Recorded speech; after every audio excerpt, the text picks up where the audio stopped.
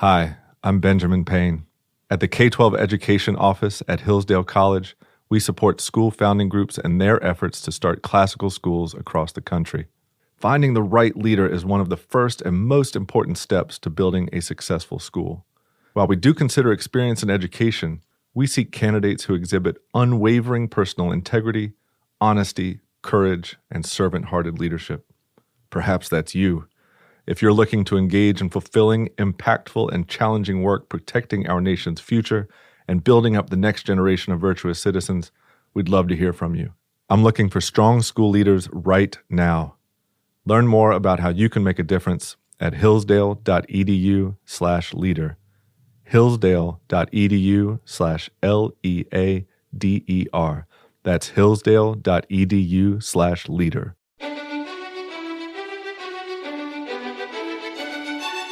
Welcome to the Hillsdale College K-12 Classical Education Podcast, bringing you insight into classical education and its unique emphasis on human virtue and moral character, responsible citizenship, content-rich curricula, and teacher-led classrooms. Now your host, Scott Bertram.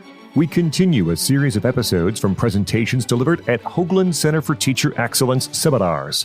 The Hoogland Center for Teacher Excellence, an outreach of the Hillsdale College K-12 Education Office, offers educators the opportunity to deepen their content knowledge and refine their skills in the classroom. These one-day conferences are hosted during the academic year in cities across the nation and feature presentations by Hillsdale College faculty, K-12 office staff, and leaders in the Hillsdale network of member schools. There is no cost to attend, and attendees may earn professional development credits. Currently, the Hoogland Center is hosting a series exploring the art of teaching a variety of subjects. To learn more about upcoming events, visit our website, k12.hillsdale.edu. All right, welcome back, everyone. Just want to sort of pick up where I left off, but we're going to jump a bit into the late 19th century and the beginning of the so-called progressive era. What happens in between, of course, is most of the constitutional controversies of the period between the founding and the Civil War were about the nature of the Union and the question of slavery. But then with that, and it's a very important story, but it's not part of what I'm covering today, although in a way, the slaveholders, the pro-slavery people, the Calhounites, did offer a kind of critique of the founders' Constitution. You can see this in Alexander Stephens's inaugural address as the first and only vice president of the Confederacy, and you can see it in John C. Calhoun's political theory. But they lost. They lost the Civil War, and the Reconstruction Amendments take care of the issues that led to that conflict. And so we get to, after the Civil War is over, are the problems of the urbanization of America, of the Industrial Revolution, mass immigration, just the radical ways in which the world changed between, about 1850 and 1900. I think Henry Adams said, if you were born in America in 1850, the world you were born into was closer to the world of the year zero than it would be to the world of 1900. That never had society changed so radically as America in the late 19th century. And that is sort of the basis for what we call progressivism. And historians have had a really hard time defining what progressivism is, and over the years you'll find just tons of literature by historians trying to say what it is, or say that we shouldn't use the term because it's too broad and overly inclusive to be really historically useful. And it's true that you can find different people who identify as progressives taking different positions on particular issues, and that progressivism evolves over time in response to the political developments of the 19th into the 20th centuries. But one of the things you could say that does define progressivism, has a common trait of all of them, is that to some degree or another, at some level or another, we need to make the state, the government, more powerful to deal with the problems, again, of the urban and industrial revolution. Basically, the progressives all came around to believe the Founders' Constitution was too limited, it was too constitutional, it was too restricted to deal with these problems that the founders could not have anticipated. At their most extreme, they thought that once we get past the founders' limited constitutional principles, we can bring about, heaven on earth. There was a kind of sort of post-millennial view that some of the more religious progressives had, that in the 19th century we can achieve perfection. One of the things that the founders had in common was a very limited view of human nature. They were men of the Enlightenment, but they were also still had a lot of the traits of Calvinist theology and the Calvinist view of human nature, that when they talk about human beings, they are, in the Federalist Papers, they're wicked and depraved and selfish. And that's one of the reasons why we have to have limits on government, is because government will be administered by human beings, and human beings are as flawed in the governing class as they are in the governed class. A lot of that was eroded in the 19th century, especially in the more evangelical Protestant churches in the United States. Indeed, Hillsdale College was founded by a denomination, the Free Will Baptists, who shared this sort of reform zealotry in the 19th century. This is secularized in the 19th century, so that socialists at the end of the century talk about sort of achieving this millennium. In fact, I couldn't resist this.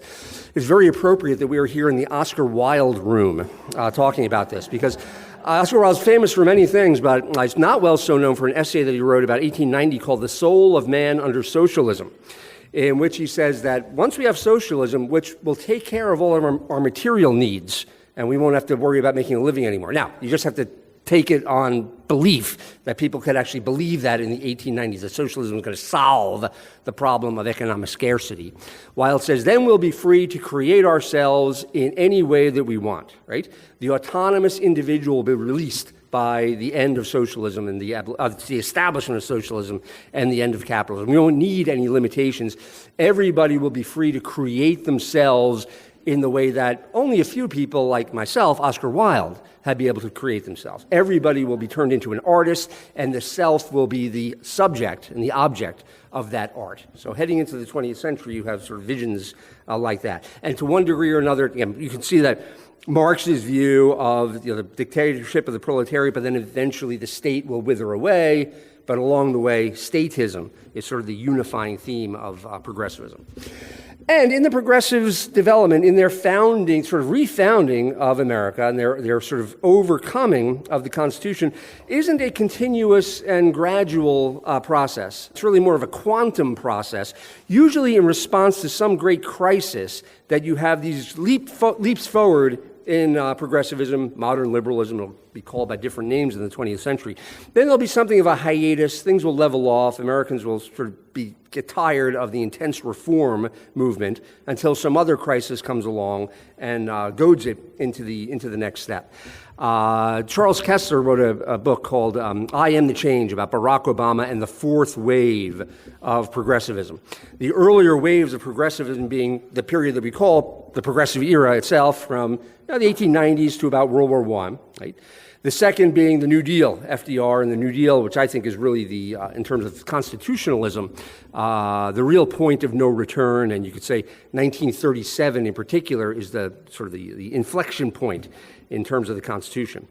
The third one would be the Lyndon Johnson and the Great Society. Johnson's self-conscious and articulated attempt to complete the New Deal, to get done what FDR wasn't able to do. Then there's a reaction, in the 70s and the 80s and the Reagan years, even through the 1990s. And did Barack Obama represent the completion, the culmination of this progressive arc in history? And it looked like that might be the case. And then Trump happened, and the jury's still out about this, whether we're sort of completing this or not. Another way of looking at this is an economic historian named Robert Higgs, a book called Crisis and Leviathan, published in the 1980s, where he says that in response to crises, right, ambitious politicians always say never let a crisis go to waste, right? You'll have an advancement. People are willing to give the federal government more power than they did in a pre-crisis situation, but then it'll abate. But he uses the metaphor of a ratchet, right? A ratchet, which is sort of a wrench that only turns in one direction, right? So there's never any going back. There's no undoing what the previous period of progressive reform had done, but things might be sort of slack for a while until the next crisis. So the crises are really the 1890s, what had been then the Great Depression of the 1890s. The New Deal, of course, the economic depression of the New Deal, and the war. World War II, just like World War I, wars, the intense and all-consuming wars of the 20th century did a lot to advance government power. War always does that, right? The ancient poet Heraclitus said, war is the father of all things, right? War is more responsible for social, economic, cultural change than anything else in human history. So the fact that, you look in the 19th century, Civil War aside, the United States didn't have any wars that really required fundamental changes in the society and economic structure of the country. But in the 20th century, you have big wars, almost constant wars going through the Cold War that do have this impact. So the Great Depression, the Depression sort of acts as a war. World War II is a real war. Cold War that follows that. The Civil Rights Movement and the crisis over the Vietnam War sort of contribute to the modern liberal reforms of the 1960s. And you're old enough to remember the financial crisis of 2008 that led to the Affordable Care Act and the Obama administration. So you have all that sort of this step-by-step incremental expansion of the state in the 20th century. You can say that progressivism really is fundamentally an attack upon the founders' political theory, all the things that I talked about this morning, right? They look at Jefferson's Declaration of Independence and say, really, there are no self-evident truths. We don't have pre-existing natural rights that governments are formed to protect. Rather, government is the thing that defines what our rights are and gives them to us. There are no principles of government like the separation of powers that are applicable in all times, all places, and all circumstances, right? Government, constitutions need always to adapt themselves to rapidly changing situations such as we see in the late 19th century. And they look at the Founders' Constitution and all of those things that are in it that are meant to prevent the kind of state that the progressives believe is necessary, the progressives have to find some way to overcome the constitutional limitations that are built into our, not only the founding document, but also the American tradition. The fact that by the time the progressives come along, the Americans have come to venerate and worship their Constitution.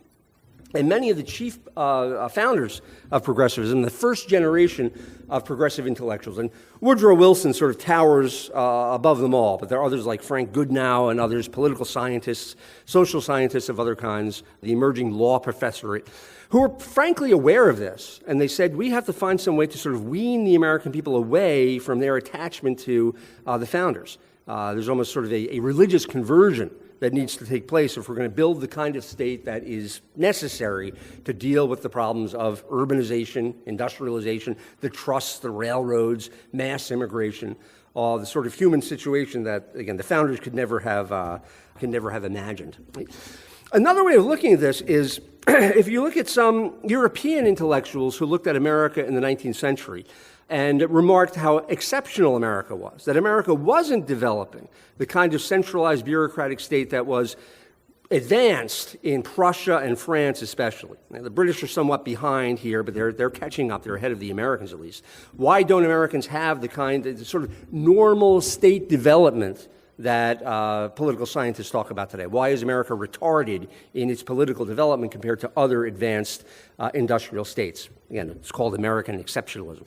If you look at thinkers like Alexis de Tocqueville, a lot of what he explains in Democracy in America is how democracy works without a strong central state. De Tocqueville says America has an incomplete central state, or, as he famously put it, it's a central government with decentralized administration. And de Tocqueville described the way that civil society, voluntary associations, especially religious ones, are the way in which Americans deal with their problems. Another important intellectual at the time, G.W.F. Hegel, right, also looked at America and said America is behind the norm. Again, the Prussian state is sort of the way in which history with a capital H is advancing, and soon, Hegel says, America will get with the program of centralized state development. But people were aware of American exceptionalism in the 19th century. What happens in the 20th century is more and more American leaders say, stop being proud of the way in which America is unlike the old world, and say we need to catch up with old world developments. We need to make America more like, again, France or Prussia, Western Europe in general. And this is a result of the sort of predominant intellectual trends of the 19th century, especially of Darwinian evolution. Right? Woodrow Wilson was the one who was most clear in expressing this. His point was that the American founders reflected the intellectual basis of their society, which was still Newtonian. Physics was still the area of science that dominated all the other ways of thinking about things like politics. And Wilson said that was fine. The founders were scientists in the best way that they could be in the late 18th century, but the fact is that science has evolved. And now we understand, he says, that government is not a machine, right? You don't build a government on Newtonian lines. Government is an organism that needs to follow the laws that Darwin has discovered. So things like checks and balances, right, which is a mechanical, physical kind of thing, right? As Wilson said, the founders built a government like you would build an orrery. An orrery is one of those models of the solar system. They had these when I was in school. I don't know if I'm old. You guys are, where you would turn a crank and you would see the way that the moon revolves around the earth and the earth revolves around the sun and all that. It was a mechanical view that once you set the machine in motion, it will go without any outside interference, sort of like the deist view of God, the eternal clockmaker, right? But now we understand that government is an organism. It's a body of organs that need to cooperate and work together, right? So the separation of powers, you can't have your liver and your heart and your pancreas, checking and balancing one another. They all need to work together, right? So what we need to do, Wilson says, is get our political science up to date with the larger science of the day. We need to follow a Darwinian rather than a Newtonian model, right? To one degree or another, the intellectual trends of the 19th century are, in this sense, Darwinian. It's known by various other kinds of names, things like historicism, the idea that all ideas, all institutions are historically contingent. As I said, there are no self-evident truths that are applicable in all times, places, and circumstances. They always depend upon the historical context. Right? Utilitarianism in the legal field, the field that I'm most familiar with, things like sociological jurisprudence that we need to bring to the law, not just the law. Lawyers need to study more than the law and the precedents and the institutions and the founding documents. They need to bring in modern social science, modern sociology. A guy named Roscoe Pound, who's the dean of the Harvard Law School, and Harvard was sort of making over all the law schools in the United States in its image. Those ideas begin to get into the law schools. Another one known as legal realism, which said that judges simply reflect the prejudices of the class that they come from or their own social and economic upbringing, and we need to enlighten them. The whole point of legal education is we need to bring progressive and modern ideas and get them into the minds of judges. So to one degree or another, they all share this idea that everything is evolutionary, everything is contingent, everything is relative. In a nutshell, the phrase, the living Constitution, reflects this, right? That constitutionalism in government is organic, it's biological, it needs to evolve and change according to the circumstances in which we are rapidly changing in the late 19th century. And the problem is that the American Constitution and our institutions are behind the times. Right? So how do we see this in operation where progressivism begins, progressive ideas begin to be instantiated in American institutions? It's quite appropriate that the first of these is the regulation of the railroads in the Interstate Commerce Act of 1887. So now we're getting to the point where ideas are beginning to be institutionalized and made into policy. And the railroads, it's not surprising that this should happen because they were the leading industry of the 19th century, the Industrial Revolution. They are literally driving the entire American economy. Like the steel industry is mostly in the service of the railroad industry. American middle class, the professional middle white-collar class in America, managing the railroads, complicated nationwide industrial organizations. The railroads affected every aspect of American life, and the sense that they had become more powerful than the government itself meant that they were going to be the first institution to have national regulation. It also needs to be emphasized that railroads are also clearly enterprises that were engaged in interstate commerce. One of the chief limitations on Congress's power in the 19th century was, in order for Congress to regulate something, it had to be genuinely interstate and it had to be genuinely commerce. So, for instance, the Sherman Antitrust Act in 1890, the court said you can't apply that to an industry like the sugar refining industry. Even though the Sugar Trust controlled 98% of sugar refining in the United States, Refining sugar is not commerce, it's production. And it's all taking place within this state of Pennsylvania. So the Sherman Act doesn't apply. The railroads, that's different. That's clearly commerce among the states. So it's not surprising that the first opening for economic regulation and all other kinds of regulation should start with the railroads. So the Interstate Commerce Act of 1887 is the first progressive step forward. And it's a combination of factors that you'll see in every later major regulatory effort by Congress. There were lots of difficult and technical questions that Congress had to face if you wanted to regulate the railroads, right? Things about, railroad rates in long hauls versus short hauls, rebates and things like that. And there were a lot of different interests and constituencies that Congress had to choose from in making railroad policy. So Congress, for the most part, decided not to do that. They decided to create the first independent regulatory commission, the Interstate Commerce Commission, in 1887, and tell them that they should make the policy questions, right? In other words, Congress delegated a lot of important legislative questions to the ICC. All the law said was the ICC had to make sure that there were just and reasonable rates charged by railroads, right? Well, what is a just and reasonable rate? Congress doesn't say. These are for the agency to determine, right? You're going to see that pattern over and over again. Later on, the Federal Trade Act, which creates the Federal Trade Commission, says unfair methods of competition are outlawed by this act. What are those? Nobody knows, right? Our civil rights laws in the 1960s, the Civil Rights Act of 1964 says it's illegal to discriminate on the basis of race, right? Well, what does that mean? Does that mean you can't take race into account, or that you must take race into account, right? Those are fundamental policy questions that the Civil Rights Act doesn't say. And ultimately, it is the agencies, in this case, the Equal Employment Opportunity Commission, that does that. The National Labor Relations Act did the same thing. The Environmental Protection Act did the same thing. The basis of the administrative state, of the progressive state, is the delegation of legislative power to an independent agency, the Independent Regulatory Commission. And that commission has the power to both make the rules and then to enforce the rules, right? And then to adjudicate cases where they claim that somebody is violating those rules. These agencies are far from the separation of powers. They are a combination of legislative, executive, and judicial powers. And when the bill was being debated in Congress in the 1880s, there were members of Congress who were aware of this and said that the act is unconstitutional because this is creating a fourth branch of government that violates the basic principles of the three-branch structure of the Constitution. And the ICC was the first one of these to do that. The officers of the ICC were appointed by the president, and they're confirmed by the Senate, as the Constitution provides for. But they had tenure of office. They served for a term, I think it was originally 5 or 7 years.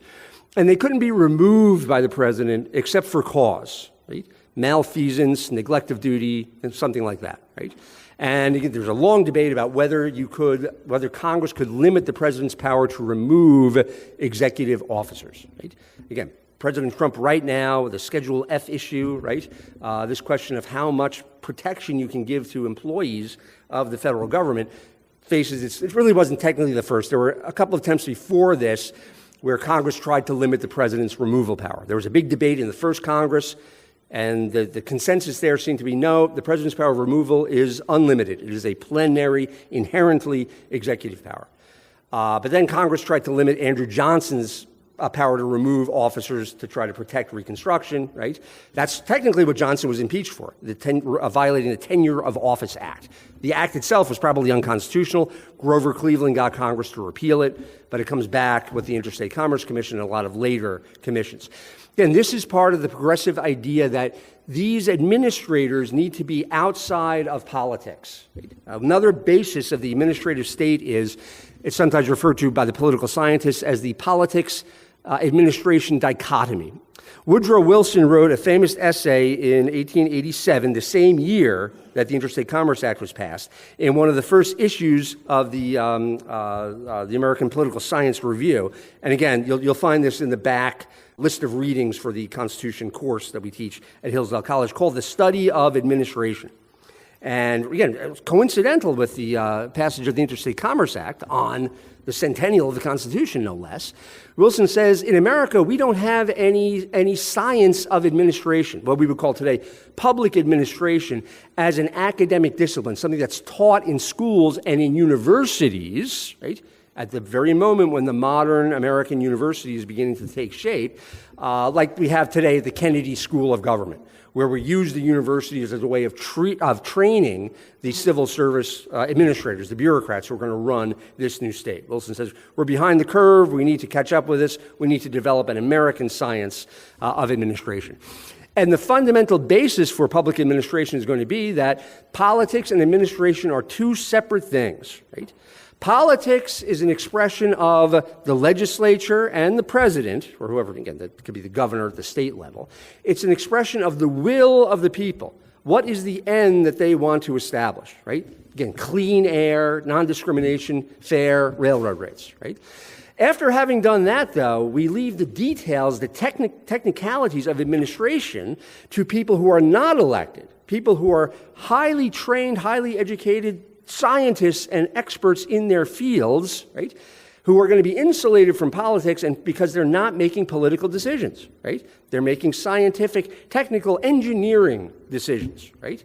Again, sort of the claims of people like Anthony Fauci during the COVID epidemic. At the time in the 1880s, it's, look, railroads are really complicated to operate. Most people don't know how to run a railroad. We need to put it in the hands of experts who do, right?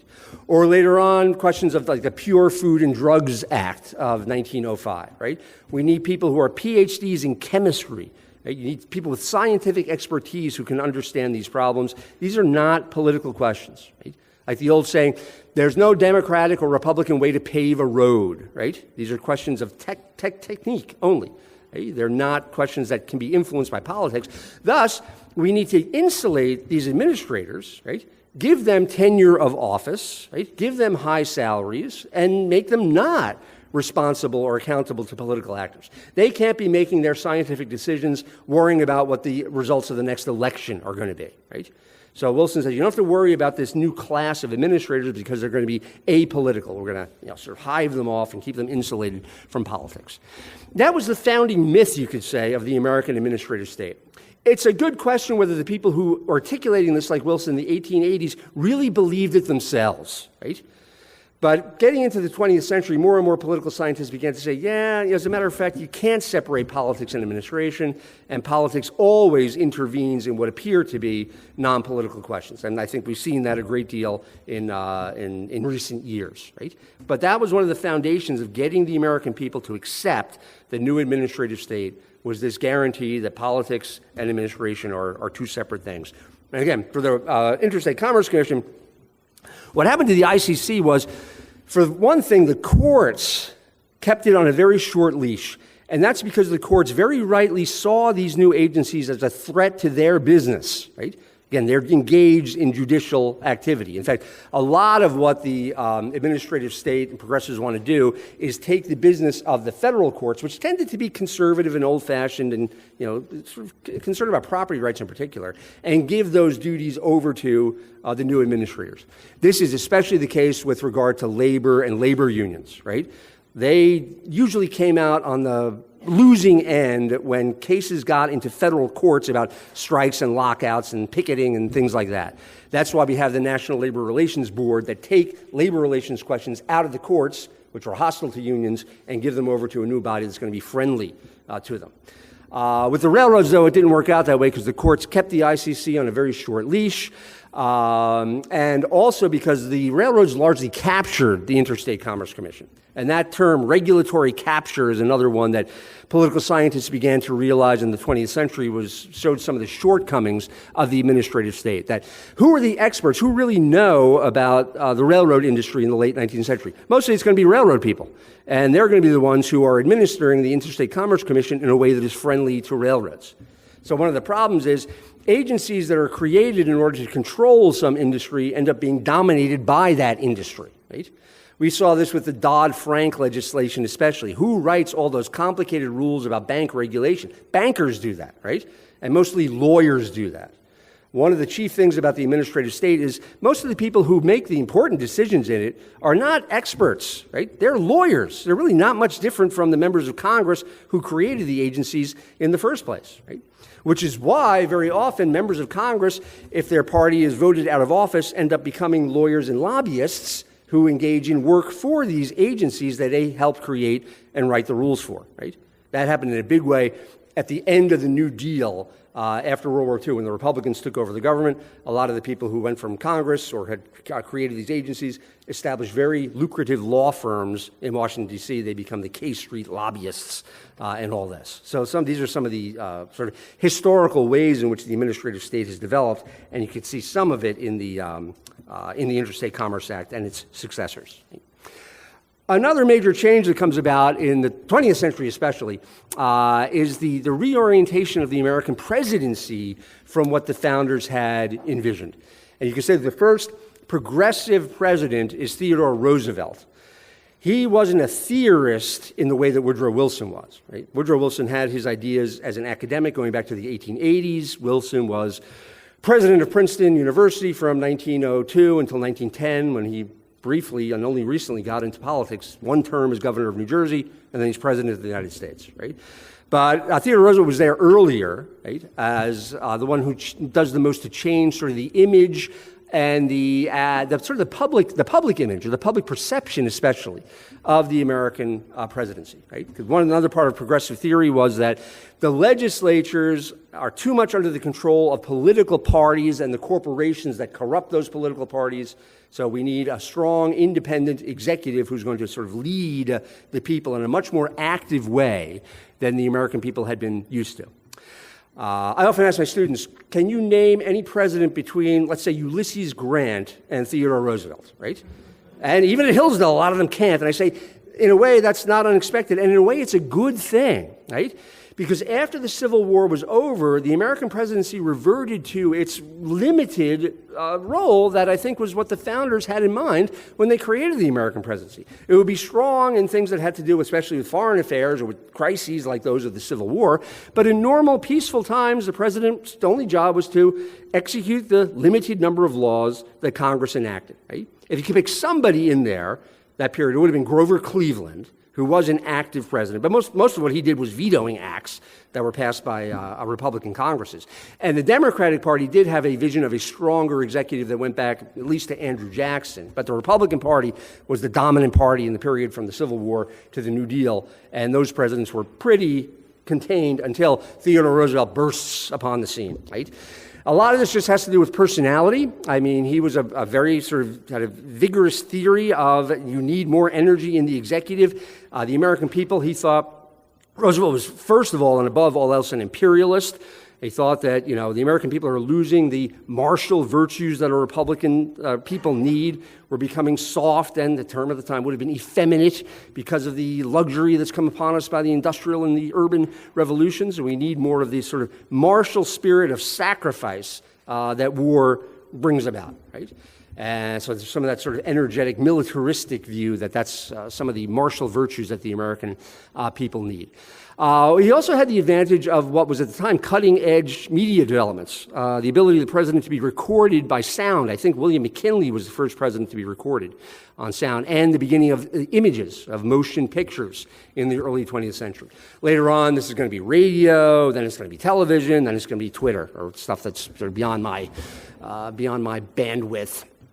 But Roosevelt certainly took advantage of media developments of his day, and the media loved him, right? He was good copy. He was colorful. He was easy to caricature. He was willing to go out and speak and intervene in Congress in ways that previous American presidents had. So he took a hand in legislation, getting things like a strengthening of the railroad regulation, things like the Pure Food and Drugs Act and things like that. Knew the next sort of step in the development of the American administrative state comes from Theodore Roosevelt, and so he fundamentally transforms the American presidency. And Roosevelt's theory of the presidency was known as the stewardship theory, and it was essentially that the president of the United States can do whatever the American people need done unless he is forbidden to do so by the Constitution or the laws. So the default position is the president has the power unless there's some formal institutional, constitutional limitation to it. Almost nobody had gone this far in the view of presidential power. If you compare him with Abraham Lincoln in the crisis of the Civil War, I think you'll see that Lincoln has a much more limited understanding of what the president's powers are. As close as any of the founders, you could say this is Alexander Hamilton's view of the presidency, and it's one that was very controversial in the Federalist period. So Roosevelt intervenes and does all kinds of things that previous presidents wouldn't do. One illustration of this is the 1902 anthracite coal strike. Right? Remember, American economy, American heating depended upon hard coal from Pennsylvania. And there's a strike in 1902, and Roosevelt was the first president, too, who sort of intervened in a way that tried to be a neutral arbiter between the unions and the owners. Right? Most presidents did what Grover Cleveland did in the Pullman strike, you just break the strike, right? So this idea that the president should be an arbiter of industrial disputes like this. But the two sides can't come to terms about this. The owners are very recalcitrant. And Roosevelt says, I'm just going to send in the army, take over the mines, and operate them because this is a national emergency, right? And a member of Congress says, well, it's a very interesting idea, Mr. President, but you have no constitutional power to do that. And Roosevelt says, well, to hell with the Constitution when the people want coal, right? Now, whether he said that or not, it's probably apocryphal, but it's like Andrew Jackson's kind of thing that he was apt to say. But it is a good indication of this idea that if there's some crisis that comes along, and Roosevelt was very explicit in saying, this is a crisis that's as serious as that of the Civil War, and so the president has extraordinary powers in situations like that. That the series of crises that we get in the 20th century is always going to be the occasion or the pretext, if you're critical of it, of an extraordinary exercise of power, and especially executive power. If you look at Roosevelt's foreign policy as well, if we're actually going to take the Panama Canal back, right? Remember, it was Theodore Roosevelt who got it for us in the first place by means that are debatable, to say the least, right?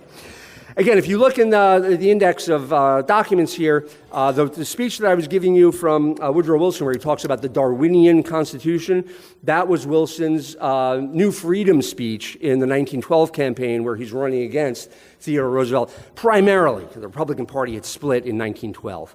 It's principally a contest between Wilson and Roosevelt. Roosevelt's speech was the New Nationalism speech, where he gives his expression of how the United States needs a stronger state that looks a lot like the kind that Bismarck had developed in Prussia. And Roosevelt here is very explicit, saying, I know this is requiring that the federal government have much more power than the American people have been willing to give it, but I think that current circumstances require us to do so. Right? We can no longer have federalism, that principle of federalism, stopping the federal government from dealing with what are national problems. Obviously, the states cannot deal with these problems. We've outgrown them, right? The separation of powers can't be an excuse for a weakened president who's not willing to exercise the kind of stewardship that modern conditions require. So in the New Nationalism speech in 1912, Roosevelt gives his argument for expanded national and especially presidential power. Now, Wilson wins that election. Roosevelt loses, but Wilson ended up adopting many of the kind of policies that Roosevelt had been calling for in 1912, although they differed upon the means, right? The big question was, what are we going to do about the trusts, right? Big business. And Roosevelt said, look, let's just face the fact that big business is here to stay. Most business is big because it's efficient and beneficial to the American consumer, and we don't want to just break them up just because they're big. Wilson, on the other hand, said, no, we just need stronger antitrust laws, and we've got to break up the trusts and restore the kind of small-scale American economy that we had before the trusts. And Wilson loses the election, but he ends up adopting essentially a Rooseveltian trust policy. Right? Congress did pass a new antitrust act in 1914, but it didn't do anything, didn't change anything. But the creation of the Federal Trade Commission in 1914 was supposed to be Wilson's answer to the trust question. It was supposed to do for the rest of the economy what the Interstate Commerce Commission was supposed to do for the railroads. As I've already told you, the act said that from now on, unfair methods of competition are against the law, right? But Congress doesn't define what those are. It created a new commission, just like the ICC, right, with staggered terms and a tenure and things like that to deal with America's new industrial problems, and sort of sets them the task for doing that. And the FTC ended up going much the way that the ICC did in its early years. The courts were still not willing to give these new fourth branch of government agencies, the kind of powers that Congress appeared to have delegated to it. Who's going to define things like unfair competition? The court said, we will, not you, right? And so the FTC, to this day, has never really made much of a difference in the American economy. In fact, all of these attempts to deal with what appear to be the natural tendencies of industry throughout the industrialized world, where you're just not going to have a large number of small producers of steel. Everywhere in the world, you have a small number of large producers of steel, or railroads, or banks, or things like that. So none of these sort of change much of the American industrial structure, as they call it. Wilson also presided over the creation of the Fed, the Federal Reserve Board. And this is probably the most powerful of all of the independent regulatory agencies, where these expert bankers are essentially given Congress's power to coin money and regulate the value thereof, right? The monetary policy. Congress has delegated to an independent regulatory commission. They serve very long terms, right? President Trump, and this was in his first term, actually sort of took on the Fed and was trying to sort of reassert the idea that it's the elected branches, the politically accountable branches of government that should be setting things like monetary terms. And most of the establishment was aghast at that idea that the Fed shouldn't be completely independent. But that just shows you the degree to which in the 20th century we had gotten into the habit of creating these independent regulatory agencies. Another really important change that came about in the Wilson administration, although Wilson himself didn't have much to do with this, was the income tax.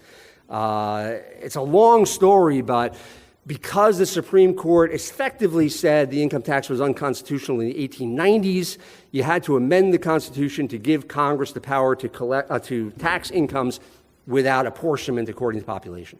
So we have the 16th Amendment, was ratified just a couple of days before or after Wilson was inaugurated.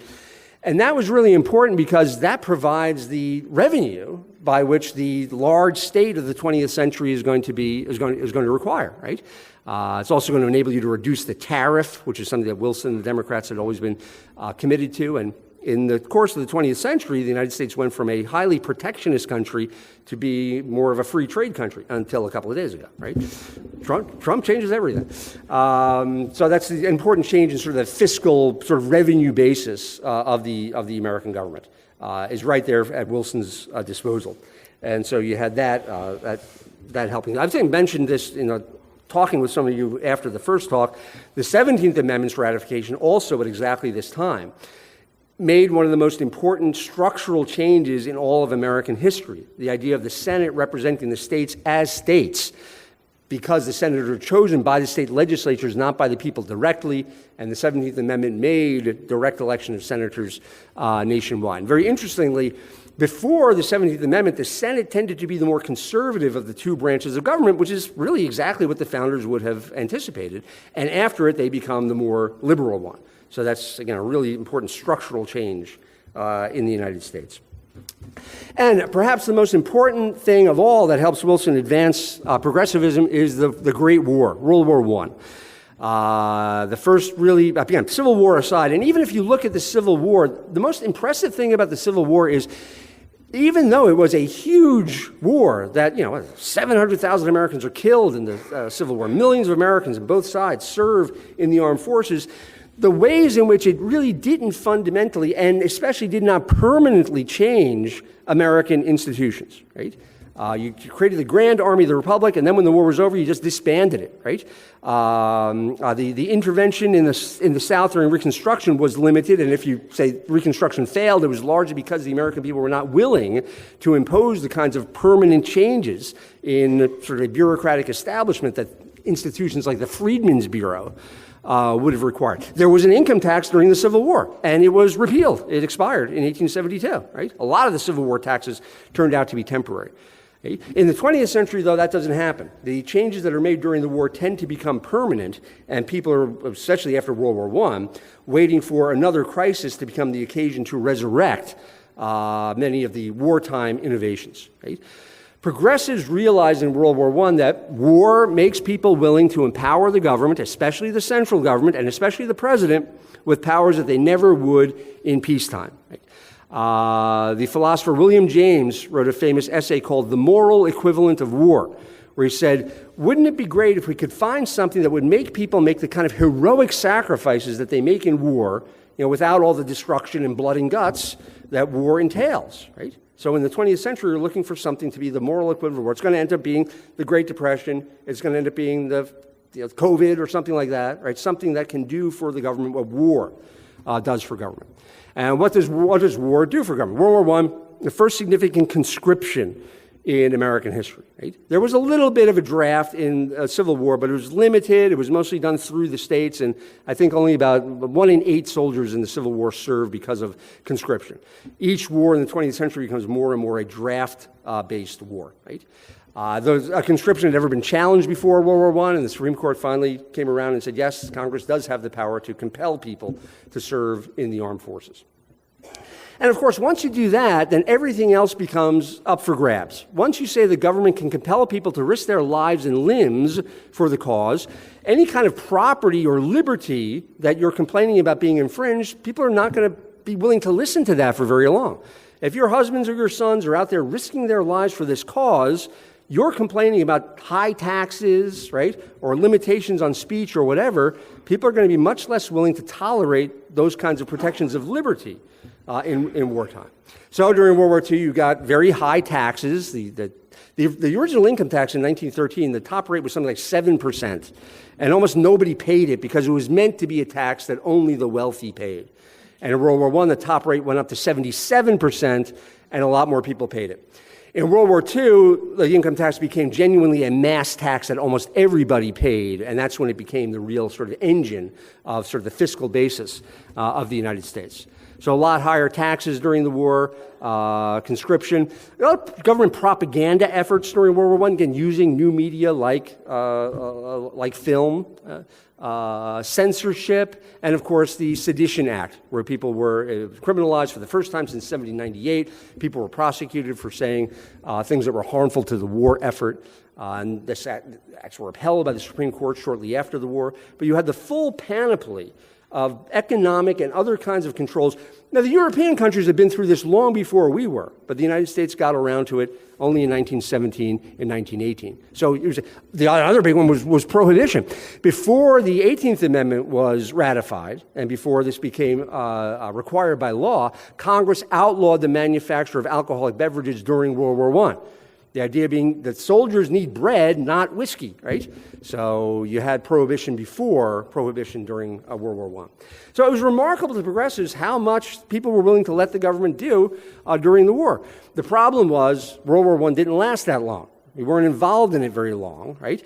And with the disillusionment of the peace settlement after the war, the 1920s was one of these periods of hiatus because the American people were kind of tired of the great flurry and frenzy of reform efforts during World War I.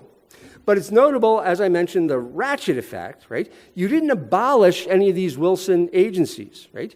You may restaff them. The Republicans would put their people on the FTC rather than Democrats, right? You didn't abolish the income tax. You lowered the rates under Andrew Mellon, right? But nevertheless, the income tax is still there. The Fed is still there. All those institutions are still there. There wasn't much addition, although there was some, to the progressive state during the 1920s, but you had a period of sort of leveling off and what's known as again, the ratchet. And that's the pattern for the rest of the 20th century. You're going to have the Great Depression, of course, is the next occasion, the next opportunity, the next moral equivalent of war. And many people, it's remarkable how many people in the Roosevelt administration cut their teeth in the government in the Wilson administration. Right? Roosevelt himself was Assistant Secretary of the Navy under Wilson. Roosevelt had been Assistant Secretary of the Navy too. Watch out for Assistant Secretaries of the Navy. There's something about that job that apparently gives people ambitions, right? People like Felix Frankfurter and a lot of Roosevelt's academic advisors had been part of the Wilson administration, friends of Wilson. And almost all of the policies, things like the National Industrial Recovery Act or the Reconstruction Finance Corporation, were actually left over from World War I, acts that Congress had not repealed, but that had been inactive, that were now sort of dusted off and re-energized during the Great Depression. In fact, some of the New Dealers said actually there was nothing really innovative, nothing that was altogether new in the New Deal agencies. They were all ones that were sort of test-driven in World War I, and some even that the Hoover administration had begun to implement, right? So it was a sort of a revival of wartime experiments. And then, of course, World War II, after especially the Roosevelt administration began to sort of lose steam in 1937, 1938, the war provided an opportunity to extend government power, World War II, even more than World War I, because it lasted much longer. You had things that even didn't happen in World War I, like rationing and price controls, you got in World War II, and then things level off again.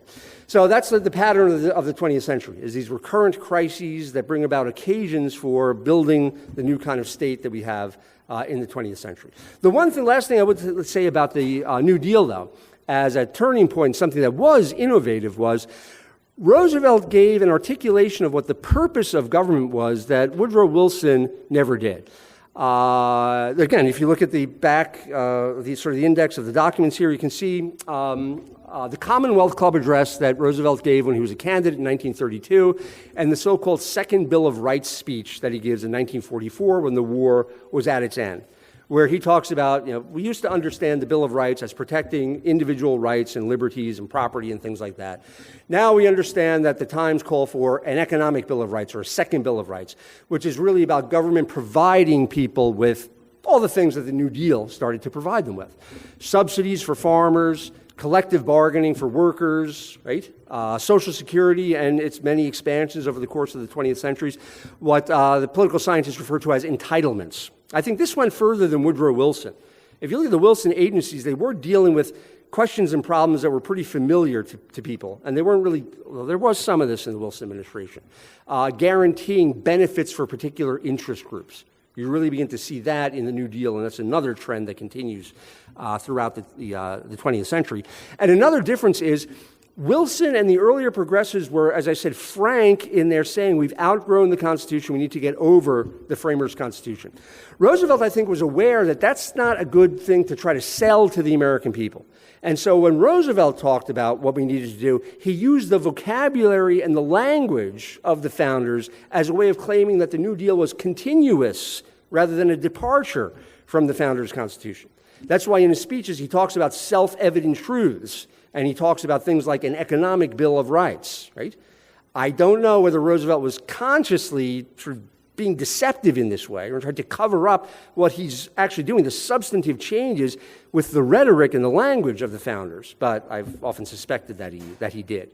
But that's another thing I think that makes the New Deal period the real, as I said, the inflection point in all this. The other important thing, too, is that the Supreme Court gets out of the way. In 1937, Roosevelt asked Congress for the power to pack the court with an additional 6 justices. People were talking about this when liberals were unhappy about the Trump appointees to the court and the Roberts court. And he lost that battle, and he wasn't able to expand the size of the court, but he was able to pack the court the old-fashioned way. And by the end of his administration, all the justices were New Dealers, and they had stopped standing in the way. And so you no longer had the court as an obstacle to progressive reform. You do again today, and the court, as I said, has taken on some of these fundamental issues like the non-delegation doctrine, the nature of these administrative agencies, the unitary executive, and so a lot of these 20th century issues are sort of back in the foreground today. But I think I have a minute or two for some questions, sir? Oh, wait for the mic. Yeah, in talking about the New Deal, is it fair? Is it fair to say that actually, I don't know. There's some that say that the government policies that came after the stock market crash and into the New Deal is actually what caused the Great Depression. I mean, yeah, that is more of a question for economic historians. Yeah. But I'm familiar enough with the literature to say that a lot of them have said yes, indeed. That a key point about this is that the claim will be that the crisis is due to market failure. We need government intervention because voluntary association and sort of businessmen can't deal with this, right? So government intervenes. Then they exacerbate the problem. They make it worse, and then that becomes the excuse for giving the agency more power. Exhibit A would be the Fed. And the economists say that the Fed was responsible for making the Great Depression as long and as severe as it was. And what happened to the Fed as a result of that? They got more power by the New Deal. The same thing happened in 2008, right? Bad regulation leads to more power for the regulators. In Washington, D.C., nothing succeeds like failure. And that's the way the ratchet works.